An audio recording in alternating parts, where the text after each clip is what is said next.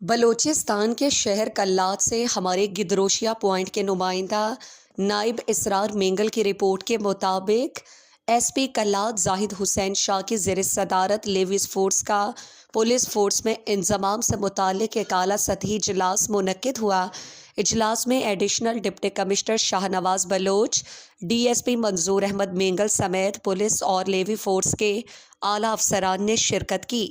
اجلاس میں levies force کے پولیس میں انضمام، اہلکاروں کی فورس میں شمولیت، اثاثہ جات کی حوالگی اور دیگر اہم امور پر تفصیلی تبادلہ خیال کیا گیا۔